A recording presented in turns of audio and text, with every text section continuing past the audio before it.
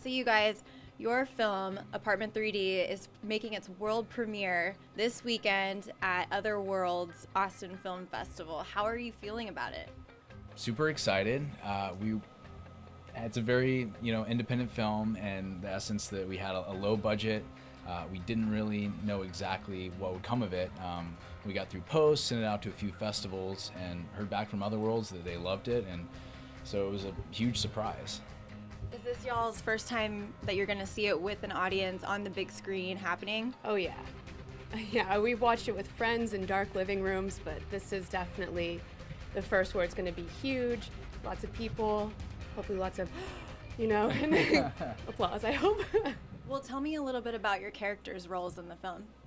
I play Ben, who is a newly hired television writer and basically dragging his girlfriend more or less from LA into New York and kind of finding themselves in a sort of dark, murky apartment. He's trying to stay positive, but the relationship is on the rocks, and then not to mention the other things going on in the apartment which add to the stress that's already on them.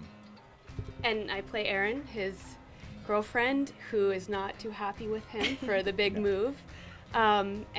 She works from home, so she kind of gets the initial experience of the apartment and whatever else is going on there.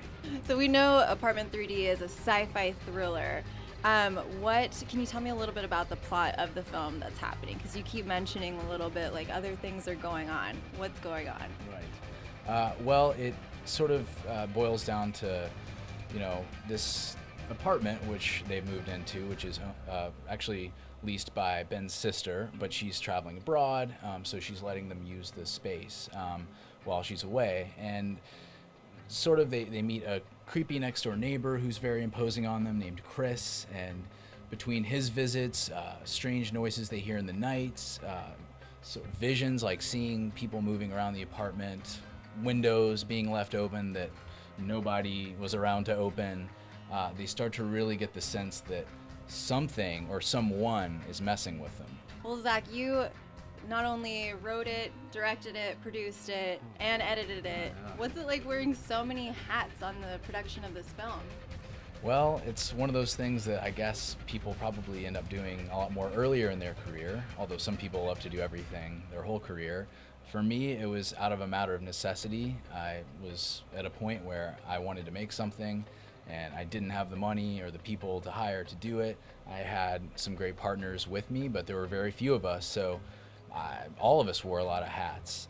It was stressful, it was a little scary at times, but I just had to kind of keep the faith that we were going to do this thing and just power through. So tell me, how can people get involved to kind of help push you over that finish line? Yes, so the film is still in the midst of the finishing stages. So basically, we're looking out for the community, the film community, and the world really to become a part of our finishing process and get involved. We have a page on Indiegogo.